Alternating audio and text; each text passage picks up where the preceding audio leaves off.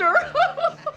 The 80s produced some of the greatest horror movies of all time. It goes without saying that they also produced some of the best vampire movies ever made.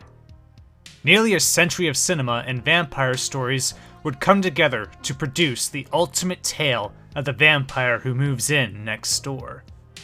In 1985, quite possibly the best vampire movie ever made would be released. It would be dark, sexy, fun, have one of the baddest vampires ever, and even a killer 80s soundtrack to go with it. I'm talking about the great Fright Night.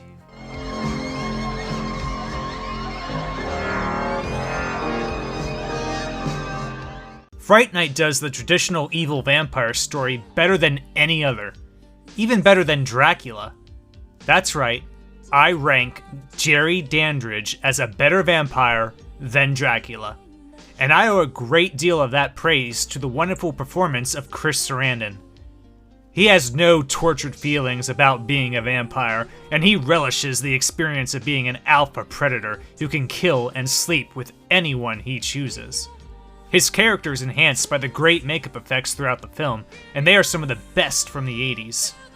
The character of Peter Vincent is also a great favorite of mine, as he becomes a reluctant real-life Van Helsing-like character, after only playing one in the movies for so long. Peter Vincent, ready to do battle with the undead. This movie takes inspiration from the Hammer horror films with these two characters, and their final confrontation.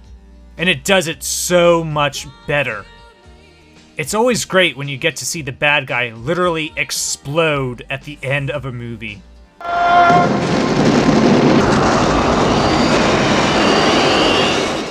The best aspect about this film and its greatest strength is that it was made in the 80s. Not only does it have some of the best practical effects of the era, but it also has a killer 80s soundtrack. The scene in the dance club features some of the best songs, and it shows Jerry being his best, sexy, and seductive vampire self.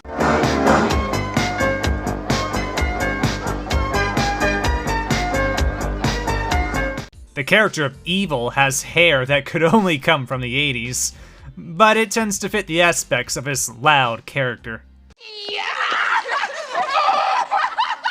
asshole! Fright Night is a movie that I can't praise enough, and every movie in the series is well worth a watch. The first movie is a true horror vampire classic, and if you haven't seen it, then I suggest you fix that now. It's the best vampire movie that tells the tale of the evil master vampire that must be slayed, and is infinitely rewatchable. It's certain to leave you wondering that the person that moves in next door just might be an evil vampire. If that person who moves in next door just happens to be a vampire, well then, you know what to do. I'm afraid this is much more important. What could be more important than my autograph?